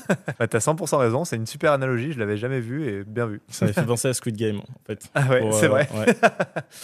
Et du coup, en quelques chiffres, pour que les gens réalisent, Team for the Planet, c'est quoi ? Bah écoute, c'est un peu plus de 30 millions d'euros investis dans 13 premiers projets pour l'instant, qu'embauchent pour l'instant quelques centaines de personnes, mais ça commence à prendre une belle ampleur. L'année dernière, c'est 40 000 tonnes de CO2 évitées, mais comme l'année d'avant, c'était 3 000, on est sur une bonne trend et j'espère qu'on sera sur quelques centaines de milliers pour cette année. C'est donc 128 000 actionnaires qui ont investi, c'est 700 000 personnes qui nous suivent sur les réseaux sociaux, donc ça commence à être un projet qui prend sa petite place. Voilà, dans les grandes lignes, on est 12 dans l'équipe. Donc, c'est ça qui est assez fou, c'est qu'on a 9000 bénévoles qui nous aident à faire un truc assez dingue alors qu'on n'est que 12. Et puis, pour les projets qu'on a, franchement, il commence à y avoir des beaux résultats. Les premières boîtes arrivent à 10 millions de chiffre d'affaires. Donc, c'est plus des projets, ça devient des vraies boîtes. Ouais. Tu vois, là, on a des boîtes qui commencent à vraiment avoir de l'impact et qui projettent vraiment des très belles choses. Je pense des exemples, ouais. Ouais, je pense à Beyond the Sea, justement, qui est assez d'actualité parce qu'on a refait un tour de table avec la communauté sur eux. Eux, tu vois, on les a rencontrés. Yves Parlier, le fondateur, c'est un navigateur du Vendée Globe. Ça faisait 7 ans qu'il bossait sur des modèles mathématiques et informatiques pour mieux utiliser les vents, parce que lui, il s'était rendu compte que si on refaisait des bateaux à voile pour décarboner la marine marchande, on passerait à côté de tout ce qu'on a appris sur les vents ces dernières décennies. Notamment que le vent est plus constant et beaucoup plus puissant en haute altitude. Il y a un facteur 10 de traction en moyenne. Et donc lui, il s'est dit, on va faire des espèces de voiles de kitesurf géantes qui vont monter en haute altitude, qui vont chercher ces vents, qui vont être pilotés par un logiciel intelligent. Et ça va faire baisser de 20% la consommation de carburant des navires. On ne se rend pas compte, mais la marine marchande, si c'était un pays, ça serait le 6e plus gros pollueur du monde. Juste Beyond the Sea, si ça équipe les 100 000 bateaux de la marine marchande, la solution de Beyond, c'est 0,7% du CO2 mondial en moins. Donc tu vois, c'est des trucs, faut que ça existe en fait. Et aujourd'hui, le rétrofit de navires, c'est la meilleure alternative. Il y en a plusieurs, il faut qu'elles soient complémentaires, mais en fait, les bateaux, ça coûte hyper cher, c'est du capex. Pour construire un bateau, ça prend du temps, puis après, il va rester longtemps le bateau. Donc dire, on remplace toute la flotte, on met des bateaux à hydrogène, etc., ça a été des options, mais en fait, ça prend pas, ça fonctionne pas, ils y ont mis des milliards. Et en fait, nous, on est arrivés, donc ça faisait 7 ans qu'ils bossaient, il n'y avait pas de vrai truc, il y avait juste une voile de 9 mètres carrés sur un petit démonstrateur sur la plage, mais bon, c'était vraiment cheap, quoi. Mais par contre, les modèles de vent étaient très solides, la vision était très bonne, et personne l'aidait, quoi. Et on s'est dit, ok, ça c'est le rôle Team for the Planet. Donc nous, on a recruté Marc Tienpont, qui est un super entrepreneur qui vient justement du monde des armateurs pétroliers même. Donc le mec, à la base, grosse transition. Ouais. Mais bon, voilà, comme quoi tout le monde peut venir faire son shift. Il est arrivé, il a pris le lead, on a restructuré toute l'équipe, on a investi pas mal d'argent. Très très vite, dans les mois qu'on suivit, on a mis un premier bateau à l'eau avec une voile de 25 mètres carrés. Au début, c'était un peu dur, le pilotage automatique marchait pas toujours, ça tombait à l'eau, machin. Mais assez rapidement, on a réussi à mettre une voile de 50 mètres carrés. Là, ça a fonctionné 2 fois plus vite, on a eu beaucoup moins de problèmes. Puis 100 mètres carrés, là, ça commence à faire un bel appart qui est dans les airs quand tu vois ce que c'est 100 mètres carrés. à commercialiser, premier client, puis signer 2 partenariats de co-construction avec 2 grands armateurs. Donc là, on est sur des voiles de 200 mètres carrés maintenant. Récemment, on a signé l'armée et là, ils ont signé plusieurs millions d'euros de contrats. Là, sur 2025, ils attendent pas mal de millions d'euros de contrats qui sont déjà dans le pipe. Et tu vois, ils sont en train de réussir un pari complètement fou 2 ans plus tard, alors que ça faisait 7 ans qu'ils bossaient sur le truc. Et ça, c'est parce que la communauté est arrivée en mode gros bourrin. Hello les amis, moi je connais des armateurs, machin, je vous fais des intros, c'est allé hyper vite. Parce qu'on a recruté des pépites, je pense à la CTO de Beyond the Sea, qui est venue grâce au réseau des actionnaires Team for the Planet. Parce qu'on a amené de la com et de la visibilité sur eux à mort, qui les a crédibilisés. Tu vois, ça a fait faire des effets de levier de dingo, genre la BPI qui avait jamais a mis 3 millions d'euros d'argent public. En fait, tu vois, ça catalyse tout ça. Et Beyond the Sea aujourd'hui est en passe de devenir une vraie solution crédible pour équiper les tankers dans 1 ou 2 ans. Et si on commence à équiper des tankers, un seul kite Beyond the Sea, on a fait le calcul la semaine dernière, t'en mets un sur un seul tanker, c'est comme si 3500 citoyens français n'avaient plus aucune émission de gaz à effet de serre sur une année. Donc tu vois, si tu commences à en mettre 1, 10, 20, 50, mine de rien, ça a de l'impact. Et on pourrait nous dire, bah oui, mais il y a des risques d'effet rebond parce qu'après, du coup, ils vont faire plus de tankers. Et ça, c'est tout à fait logique. Mais ça, évidemment, on le prend en compte avec notre comité scientifique, avec nos évaluateurs. Et ce qui est intéressant, c'est que là, il y a un cadre réglementaire international que même Donald Trump ne touche pas, tu vois. Donc, quand même, c'est qu'il est solide, ce cadre, qui contraint les navires à réduire leurs émissions chaque année. Donc, ils ont un DPE, un peu comme un appart ou un frigo. Et en gros, bah, s'ils correspondent plus à la lettre qui doit, enfin, s'ils sont à une lettre trop basse, ils peuvent plus sortir du port. Donc en fait, les mecs sont pris en tenaille et ils sont contraints d'adopter ce genre de solution. C'est aussi pour ça qu'il y a autant d'engouement sur Beyond the Sea. Tu vois, là, on a fait ce que je te disais en off, on a fait un tour de table, on a dit à la communauté, bon, ils ont besoin de 2 millions en direct, en interne, donc sans passer par Team for the Planet. On a ouvert le truc. Et en 4 heures, on avait levé 2 millions pour eux avec la communauté. Et c'est la preuve que, tu vois, c'est aussi des modèles pareil. Un CEO tout seul qui doit lever 2 millions, ça lui prend 6 mois, quoi. Nous, les mecs, ils se concentrent sur un truc, c'est faire voler ces putains de kites. Et aujourd'hui, ils sont 50, demain, ils seront vite 70, là, avec cette nouvelle levée de fonds. C'est des vraies boîtes, tu vois. Et on en a pas mal des boîtes comme ça où on a beaucoup d'espoir parce qu'on voit qu'ils vont avoir vraiment de l'impact. Et c'est aussi en ça que j'ai jamais autant cru en Team for the Planet parce qu'au début, bah, c'est pas évident. Tu sais pas si ça a matché, CEO innovateur, est-ce que ce binôme il va fonctionner? Est-ce que la communauté autour elle a vraiment du réseau ou est-ce que bon voilà, est-ce qu'on va réussir à lever assez? Enfin, tu vois, on avait 1000 questions quoi. Et en fait, ce qui est fou, c'est que chaque année, bah, on a exécuté une étape de plus. Et maintenant, vraiment, là, au début de l'année, j'ai pris un peu de vacances et je me suis dit, putain, j'y ai jamais autant cru. Parce qu'en plus, on commence à voir les résultats. Et comme le contexte géopolitique est atroce et que tu peux pas agir sur grand-chose, nous, on est encore dans notre boulevard à démultiplier par 1 million l'impact qu'on aurait eu tout seul si on faisait des actions, tu vois. Et c'est ça que je trouve cool quand tu synchronises intelligemment des millions de petites actions malines. En fait, tu mets 1 million de personnes qui font une petite action et tu la synchronises, c'est pas 1 million de fois plus puissant, c'est 100 millions de fois plus puissant. Et je trouve que l'intelligence collective, c'est vraiment sous-coté. Enfin, pour moi, c'est plus puissant que l'intelligence artificielle. Nous, on fait vraiment le digital et l'intelligence collective bien mis ensemble au service du climat. Et franchement, on a des résultats. Tu vois, nos 9000 évaluateurs bénévoles qu'on a formés, qui nous aident à présélectionner les dossiers, on a fait le test pour voir si on met un expert international sur la question, qui passe 1 mois sur le dossier, versus nos bénévoles qui, eux, notent tous et ont fait la somme de leur notation, on arrive au même résultat. Ah, c'est dingue. Et ça, c'est fou, tu vois. Ouais. Bon, en même temps, la sagesse des foules, ça fait longtemps qu'elle a été un peu démontrée, mais il faut qu'il y ait les bons paramètres pour que ça marche. Mais bon. Du coup, vous avez réussi l'exploit de faire investir l'État français Ouais. via Team for the Planet. C'est fatigant. Hein. Comment ça s'est fait? Tu peux nous raconter un peu l'histoire? Ouais, je peux te raconter l'histoire, elle est assez marrante. En fait, c'est une nana du SGPI, c'est un, je sais même plus, secrétariat général pour l'innovation, je crois, qui était actionnaire de Team for the Planet, qui me contacte l'été 2022 et qui me dit bah, on peut essayer de faire remonter le truc, mais bon, vous attendez pas trop à ce que ça marche, quoi. Il y a vraiment des dingueries dans cette histoire. Je vais essayer de rentrer dans les détails parce que c'est toujours intéressant de se livrer là-dessus. Et ça, j'ai jamais fait. Donc, tu vois. C'est une anecdote. Exclusif. Et donc, en gros, on essaye, on a très vite un rendez-vous avec les mecs d'au-dessus. Les mecs d'au-dessus disent ouais, c'est vraiment stylé, pourquoi pas. On nous dit rencontrer le secrétaire général pour l'investissement, justement. Donc, je vais pas le citer, mais voilà. Le mec, on le rencontre. Il nous dit, mais c'est la folie, ma fille, elle vous suit. C'est parti, 15 millions. Joyeux Noël, Arthur. Il me dit ça parce que c'était juste avant Noël. Et il me serre la pince. Je dis, putain, bah, alors là, les 15 millions. Un meeting. Tout droit. Oui, en un meeting. Okay. C'est là que j'ai compris ce qu'était la politique. Tu vois. Et donc, en fait, après ça, on n'a pas trop de news. On relance, pas trop de news. Et le truc commence à nous donner le signal qu'en fait, ce mec-là, il il parle fort, il est en mode devant, mais derrière, les gens, ils disent non, tu vois, en fait, parce que tu as toute une administration, tu as des conseils, finalement, ça dépend pas que de lui.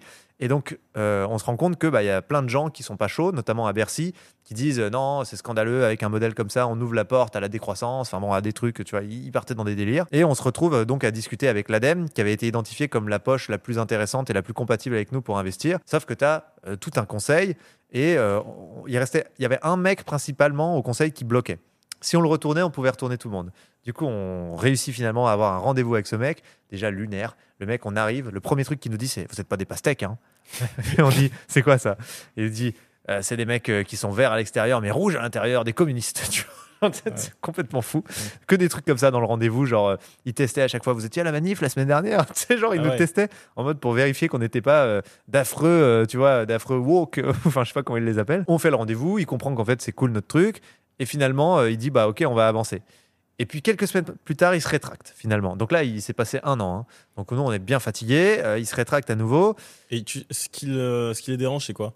Ce qui les dérange, c'est que le modèle ne permet pas une rentabilité directe, financière, et que c'est de l'extra-financier. Et donc c'est ça qu'ils appellent ouvrir la porte à n'importe quoi, c'est faire un investissement public contre autre chose que de la rentabilité, mais contre en l'occurrence des dividendes climat là, tu vois. Ouais, mais si tu raisonnes au global, il y a pas mal d'organes de l'État qui investissent sans retour financier. Tu vois, je pense à l'AFD ou tout. Là, c'est pour du soft power, mais tu as plein d'organes comme ça. Oui, mais là, c'est un investissement en direct au capital d'une société, ce qui est très différent d'une subvention ou, tu vois, d'un truc défiscalisé. Ou... Là, c'est quand même le premier investissement dans le monde, d'ailleurs, contre autre chose que du rendement financier, contre du rendement extra-financier. C'est en ça que c'est assez unique, d'ailleurs. Ouais. Et c'est en ça que c'était compliqué. Et donc, un soir, je me rappelle, je commence à désespérer. Je me dis, bon, ça n'a jamais marché. Mon tel sonne, c'était 21h30. Je décroche, oui, bonjour, Sylvain Wasserman, je suis président de l'ADEME, je peux vous prendre 2 minutes. Bien sûr, on peut en parler. Et il me dit, votre modèle, il est vraiment beau, j'ai regardé le truc, on n'arrête pas de dire, on fait des posts LinkedIn, on écrit des livres pour dire qu'il faut que ce genre de modèle existe, et pour une fois qu'on peut vous financer, tout bloque parce qu'on a tous peur de l'innovation, quoi. Et il me dit, c'est pas possible, moi je vais me battre, et je vais m'engager personnellement, comptez sur moi Arthur, je vais aller la chercher cette thune. Je raccroche, j'étais content, tu vois. Depuis, c'est devenu un ami, et c'est un vraiment chouette gars, enfin, il est vraiment impliqué. Finalement, le truc bloqué à un tel niveau qu'on a dû... donc, il me rappelle un jour et il me dit il faut que tu rencontres Christophe Béchu. Je lui ai parlé du dossier, il faut qu'on avance. Ancien ministre de la Transition écologique. C'est ça. Je me retrouve donc au je sais pas, le ministère de l'écologie, quoi, avec Christophe Béchu. Je lui explique le truc. Il dit putain, ouais, il faut qu'on se batte. C'est vraiment bien, c'est clair. Il faut qu'on fasse des exemples. Il faut qu'on montre que d'autres choses sont possibles. C'est là que j'ai compris que les politiques, ils ont besoin qu'on leur fasse des exemples. Ils ont besoin que la société civile leur donne des armes. Et qu'en fait, les entrepreneurs et les politiques, ils se battent ensemble contre un système qui ne veut pas changer. Mais les politiques sont autant victimes de ce système que nous, citoyens ou entrepreneurs. Ils sont loqués, ils n'ont pas d'armes pour changer le système. C'est une oligarchie plus qu'une démocratie. C'est des milliardaires qui ont des intérêts privés qui bloquent partout avec du lobbying, etc. Et en fait, les politiques, eux, ils essayent de faire changer ça et de le détricoter. Mais ils sont comme nous. C'est pas les représentants de ça. En fait, ils se battent contre ça, pour une grande partie. Et on va me dire que je suis naïf et que j'ai pas compris le truc. J'ai rencontré 10 ministres, j'ai passé du temps avec tous ces ministres. C'est la conclusion que je fais à chaque fois. Ces gens-là galèrent, en fait. Ces gens-là sont épuisés à essayer de changer des trucs qui ne changent pas. Et la raison, c'est que le système financier qui nous maintient tous dans le modèle du business as usual ultra prédateur est over puissant, bien plus qu'eux. Et il leur met des bâtons partout, il les bloque. Et en fait, il leur laisse du pouvoir que dans le cadre du business as usual. S'ils essaient de faire un pas de côté, c'est mort. Donc, même président de la République, tu peux faire tout ce que tu veux tant que tu es dans le cadre du business as usual. Mais si tu tentes une dinguerie, une convention citoyenne, c'est mort. Ça, tu fais pas, mec. Ça, c'est trop en dehors. Et en fait, aujourd'hui, je pense que la politique ne change pas le monde si elle ne s'allie pas avec l'entrepreneuriat. Donc, bref, Christophe Béchu nous dit c'est cool, on va essayer d'aller le chercher, cet argent. Le mec l'a pas du tout fait pour de la com, quoi. Hein. Il a fait aucune com, il a demandé à personne d'en parler. Il l'a fait en scred, hein, vraiment. C'est moi qui l'ai fait venir sur un événement après pour en parler. Mais tu vois, là aussi, je pense qu'il faut rendre à César ce qui est à César. Et donc, il s'est battu. Il a fini par obtenir 5 millions d'euros. Mais ça a été un bordel et une guerre. Et franchement, ça a été le conflit avec Bercy et tout. Enfin, c'était hardcore, quoi. Du coup, j'ai déjeuné avec Bruno Le Maire. J'avais rencontré Agnès Pannier-Runacher. Tu vois, Christophe Béchu. Enfin, c'était 2 ans de fatigue absolue pour quand même faire un truc unique qui était, c'est possible, un État peut investir contre des dividendes climat, donc autre chose que du rendement financier, du rendement extra-financier. Et juste pour ça, pour le kiff, quand même, c'était stylé, tu vois. Et putain, c'était fatigant.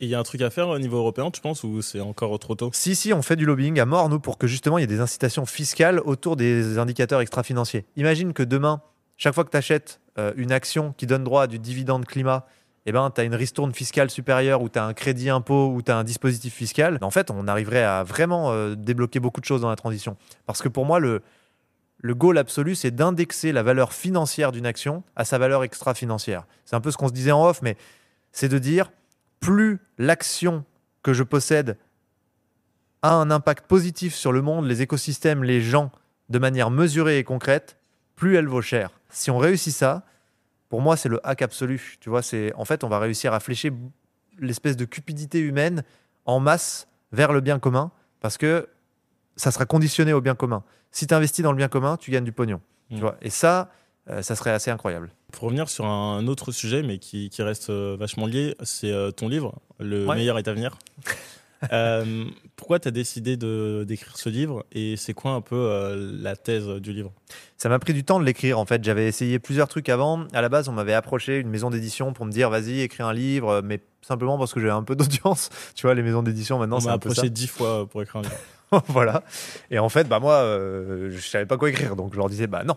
Et ce qui est fou, c'est qu'ils me disaient ah non, mais t'inquiète pas, on va te l'écrire nous le livre. Tu sais, genre les mecs sont des malades. Enfin vraiment, ils sont arrivés à un stade. Je leur dis bah en fait moi, j'aimerais bien quand même que si j'écris un livre, j'ai écrit le livre, tu vois. Je réfléchissais un peu à droite à gauche sur le concept, ça a duré 1 an ou 2. Et en fait, il y avait ce truc qui revenait tout le temps, des espèces de fatalisme, de c'est fini, c'est perdu, qui me gonflait et qui me touchait particulièrement. Et j'avais commencé à faire un plan pour un livre, mais avant, plusieurs années avant, justement, et je me disais, putain, ce plan, il est peut-être pas mal. Je le reprenais. Et en fait, il n'était pas abouti parce que c'était sur les premiers constats, justement, que j'avais fait le modèle de réussite, tu vois. Et là, j'ai eu un peu un eureka moment où je me suis dit, en fait, ça y est, je crois que le plan est un peu abouti parce que j'ai vieilli et que j'ai découvert que je pouvais revenir à mon modèle de base de la réussite, plus de contact avec la nature, plus de temps pour moi, être capable de ralentir, de faire un truc que je trouve profondément utile, où je me sens aligné. Et c'est là que j'ai eu vraiment envie d'écrire le livre et où je me suis dit, je crois que ce que j'ai traversé et un peu compris dans ces dernières années, c'est un truc qui pourrait parler à pas mal de gens parce que je crois qu'on est tous un peu happés dans ce modèle de la roue du hamster, de l'humain agent économique au service de produire et consommer toute la journée. Et surtout, le constat que je faisais et que je trouvais génial, et c'est ça le eureka et le déclic, c'est que le bonheur, le vrai bonheur en fait, pas le plaisir qui est une machine à vendre qui nous aliène, mais le bonheur profond, l'état de contentement stable, inébranlable, est compatible avec les limites planétaires. Et ça a été une réalisation qui m'a fait vraiment, qui m'a donné envie d'écrire le livre. Là, j'ai dit, ouais, là, il y a un truc à dire. C'est qu'en fait, ce vers quoi on est condamné à aller, parce que même si on drill baby drill encore quelques années, et à un moment, ça va quand même merder, et ben en fait, c'est mieux. Alors que tout nous dit que c'est moins bien, d'un coup, j'ai compris que c'était mieux, parce qu'en fait, c'est justement ce truc de s'accrocher à un modèle de réussite hyper consommateur, hyper dans la possession, hyper dans l'avoir, qui nous rend malheureux, qui fait que la santé mentale est pourrie, qui fait que la santé tout court est en train de s'effondrer, qu'on a tous des cancers, que tout le monde est stressé, qui fait que l'indicateur du bonheur qui est mesuré est en chute libre dans les pays riches. Parce que le truc est fou, quoi. On a tout, mais on est tous de plus en plus malheureux, qu'il y a des burn-out de partout, etc. Et en fait, ça, c'est lié à ce modèle de réussite ultra productiviste qui ne sert pas l'humanité et qui ne sert pas la Terre dans son ensemble. Et je me suis dit, c'est fou, parce qu'en fait, c'est une coïncidence de dingue que pour se sauver nous-mêmes, en fait, il faut faire exactement la même chose que pour faire la transition écologique. Et donc, si on s'occupe de notre bonheur, on n'aura pas à s'occuper de la transition écologique, parce qu'en fait, on aura déjà fait ce qu'il faut faire. Si on se recentre sur nous et qu'on se pose les questions de quoi j'ai besoin pour être vraiment heureux, et qu'on le met en pratique, bah en fait, on ne parle jamais d'écologie. Et ça, j'ai kiffé parce que je me suis dit, c'est une façon d'enfin arrêter de parler d'écologie pour l'écologie et de parler aux gens d'un truc important, c'est le bonheur, vous, comment vous voulez vivre votre vie, être heureux, tu vois, c'est quand même un truc de base, quoi. Et je me suis dit, c'est une énergie assez forte pour mobiliser beaucoup de monde et peut-être qu'il y a un truc à faire. Voilà. Non, mais je suis d'accord avec toi sur le fait que, en fait, même moi, le mot écologie, j'ai pas envie d'utiliser et j'utilise de moins en moins parce qu'en fait, il fait peur, il est connoté. C'est clair. Et donc, je pense que tu as parfaitement raison d'aller sur justement le bonheur. C'est une autre manière de parler d'écologie sans en parler, en fait. Oui, et en fait, parler d'écologie et en faire un sujet unique, je trouve que c'est même une mauvaise stratégie parce que c'est pas la réalité de ce qui se passe. C'est un peu comme si on disait, t'as un parti, les économistes. Et tous les autres partis politiques ne s'intéressent pas à l'économie. Ils disent, bah non, l'économie, c'est pour les économistes. C'est complètement fou, tu vois. Aujourd'hui, tu as un parti des écologistes. Enfin, tu vois, c'est bizarre, en fait, de traiter le truc dans une verticale toute seule, indépendante du reste. Enfin, c'est la nature, c'est le monde, c'est tout, en fait. Donc, juste en faire un truc tout seul, je trouve que c'est pas stratégique. Pour moi, c'est habiter cette terre de la meilleure manière possible, de la manière la plus cool, la plus agréable, la plus stylée. C'est ça le sujet. Et il y a un peu de l'écologie partout là-dedans, tu vois. Mais il n'y a pas que ça. Il y a de la sociologie, il y a plein de choses. Et en fait, pour moi, c'est bizarre de traiter les choses de manière aussi binaire avec une verticale. Ça nous oppose, ça crée des camps, ça crée les écolos, tu vois. Et en fait, je trouve que c'est nul. Ça me va pas, en fait. Non, mais surtout que le problème de l'écologie historiquement, c'est que quand on en parle, on pense forcément toujours à la même chose. Alors qu'au final, tu vois, moi, je vois plus l'écologie comme c'est un truc qui est au centre. Et en fait, il y a plein d'autres secteurs ou plein d'autres activités qui en découlent. Donc, tu vois, ça peut être lié. Donc, on peut parler de biodiversité, on peut parler de santé. Tu vois, le fait de pas avoir de pollution, du coup, t'es en meilleure santé. 1000 fois. Tu peux aussi parler de social, parce qu'en fait, finalement, de sens. Le sens. Et en fait, il y a plein de secteurs qui découlent de ce mot qu'on appelle écologie. Et en fait, peut-être qu'il faudrait le bonheur, tu vois, trouver un nouveau mot qui fait plus sens et qui permet d'englobalité, pas d'englobalité, ça n'existe pas ce mot. Ouais, mais c'est pas mal. Je me suis dit, tiens, pas mal. Pas mal, elle a écrit un truc. Non, mais qui permet d'englober toutes ces facettes, plutôt. Ouais, mais en fait, je suis pas sûr qu'un mot pourrait suffire, si ce n'est le bien-être, tu vois, Oui. finalement. Mais en fait, je pense que c'est un ensemble de choses et tu as complètement raison. Moi, je suis hyper en phase avec ça. Arrêtons de parler aux gens d'écologie, parlons-leur de confort, de bonheur, de sens. C'est des trucs, ça stimule, ça mobilise. Et finalement, les actions seront les mêmes à la fin, mais elles seront acceptées. Parce qu'en fait, le plus gros problème de l'écologie, c'est la communication. L'humain, il y a une espèce d'entropie humaine, moi j'appelle ça comme ça. On va vers ce qui a l'air mieux. C'est évident. Enfin, je veux dire, on n'a pas envie d'aller vers un truc qui a l'air chiant. Moi, je me lève pas le matin pour éviter la catastrophe climatique. Bien sûr. Je me lève pas le matin pour sauver les meubles. C'est déprimant au possible, tu vois. Moi, je me lève pour qu'on bâtisse un monde qui est mieux, en fait, mieux que le présent, là. Pas mieux que la projection du futur pour éviter le futur. Non, qu'est-ce qui sera mieux que le présent, là ? Par exemple, moi, être dans ma bagnole, dans un bouchon, à chercher une gâche et à péter un câble parce que j'ai 30 minutes de retard dans mon rendez-vous, en fait, c'est moins bien que prendre le bike, rouler, être libre, pouvoir le poser où je veux, être à l'heure à mon rendez-vous et tu vois, sentir qu'en plus j'ai pris un peu l'air. Et tu vois, j'ai jamais parlé d'écologie, mais en fait, finalement, il y a tellement de gens qui viennent au vélo pour ces raisons-là que c'est bien plus simple, je pense, de l'amener dans le débat public. Et de manière globale sur la communication, c'est urgent qu'on dise aux gens ça va être mieux en fait. Mais ça c'est fou, on l'entend jamais. Et pourtant c'est vrai, ça va être mieux sur plein de points. Et tu l'as dit, la santé en premier lieu. Franchement, la santé c'est le plus évident. Mais c'est même pas tant celui qui stimule le plus les gens. Je trouve que vraiment le bonheur, le sens, le confort, parce que c'est vrai, il y a plus de confort. Typiquement, je trouve que c'est un exemple qui est parlant mais qui se projette à plein de trucs. Si aujourd'hui tu veux t'acheter un appart à Paris, à moins d'être très très riche, tu vas finir avec 15 mètres carrés, avec une douche pourrie, dans un sous-sol. Ah, tu seras propriétaire, il n'y a pas de problème.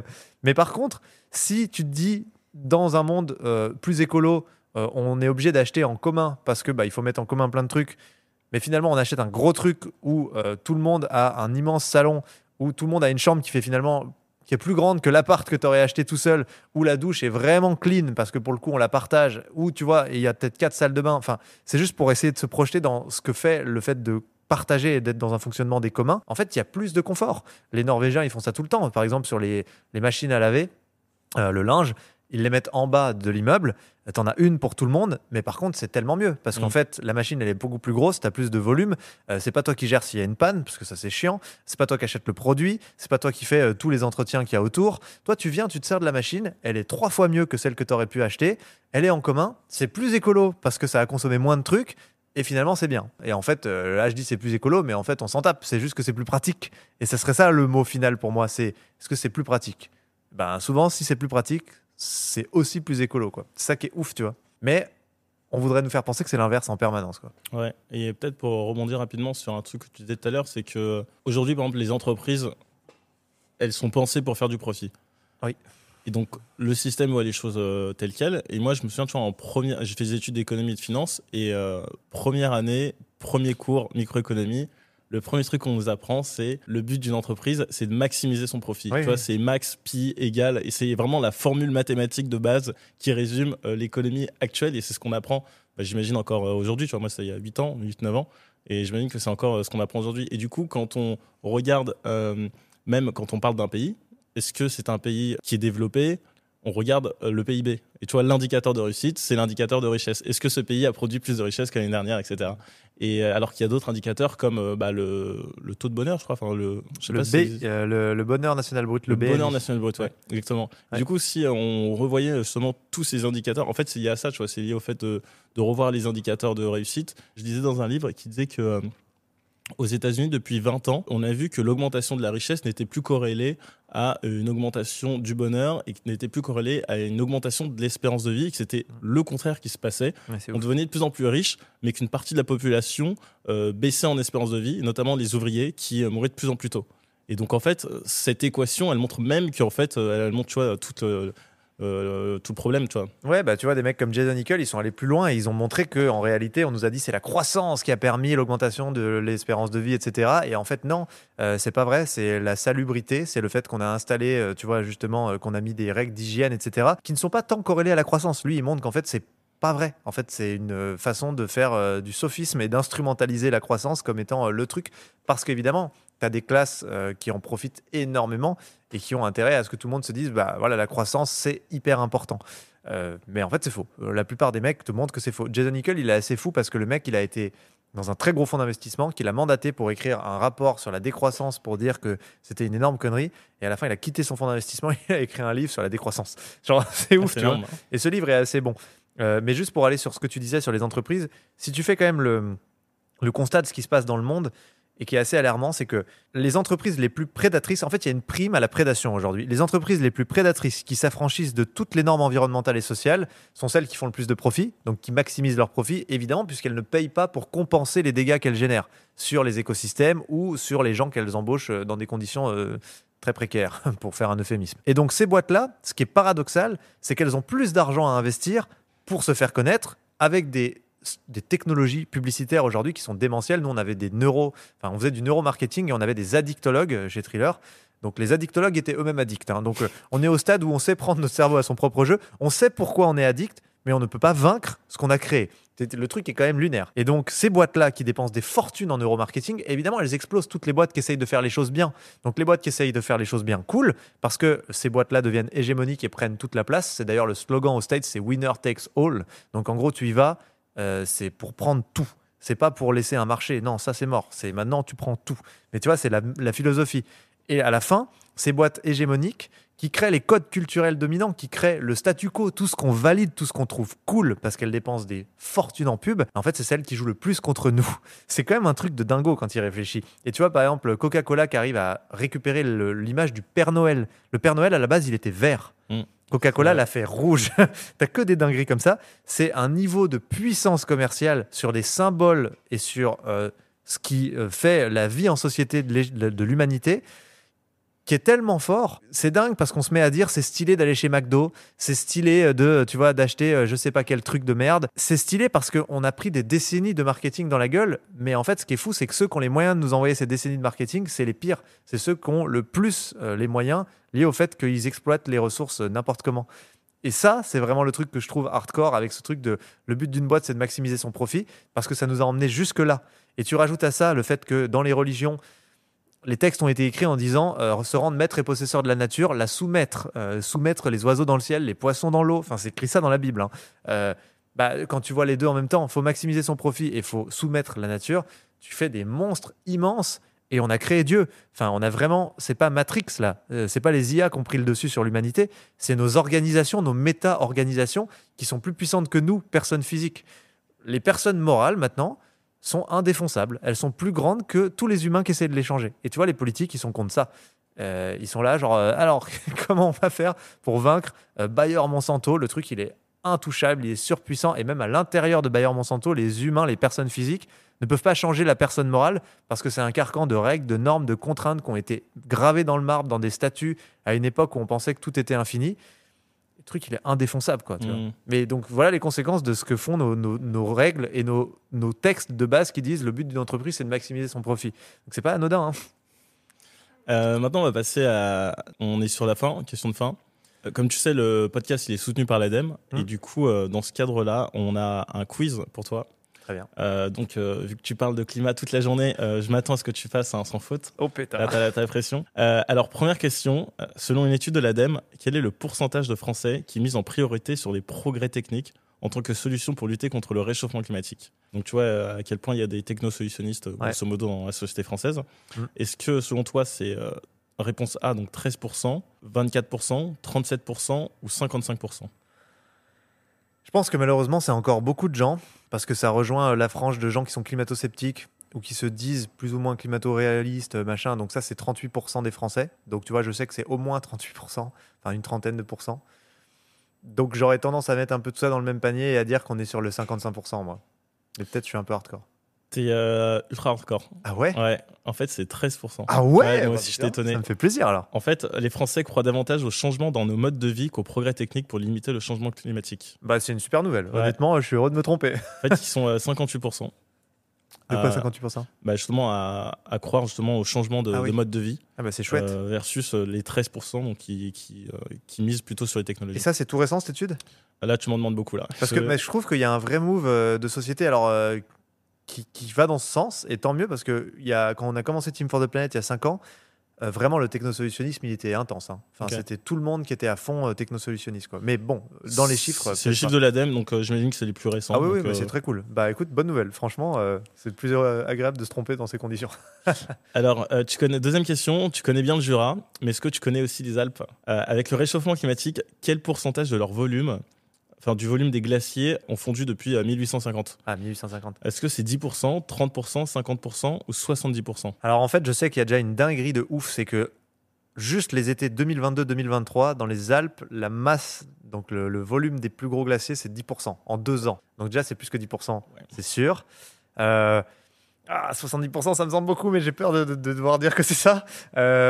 Depuis 80, tu dis? Ouais, 1850. À 1850. Ouais. À 1850. C'est quoi le truc avant 70? 50%.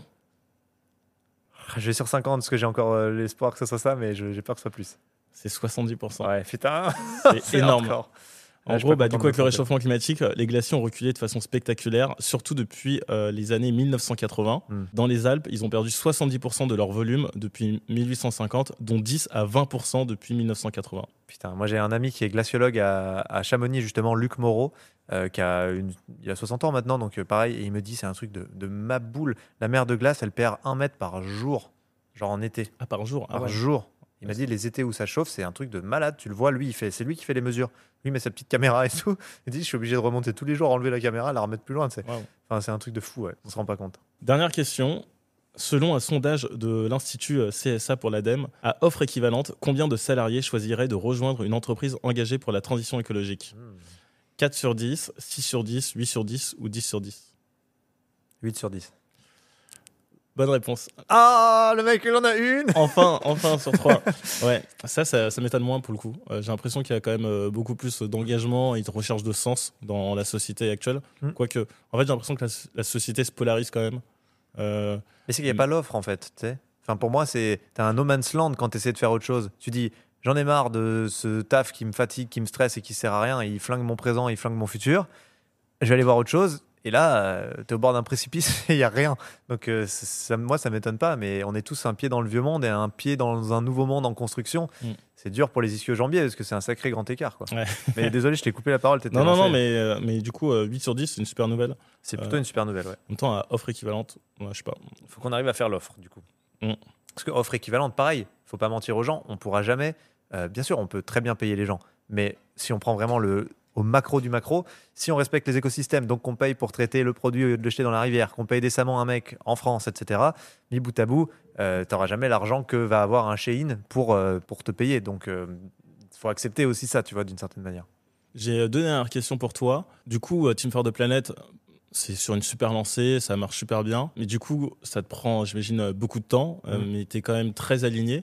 Et comment tu fais, du coup, parce que là, je pense que tu tombes un peu sur un paradoxe, c'est que d'un côté, ce projet, il est plein de sens, c'est ce que tu voulais faire, ça va dans le bon sens, mais en même temps, du coup, tu peux retomber dans cette roue du hamster. Comment tu fais pour garder cet équilibre sans te perdre ?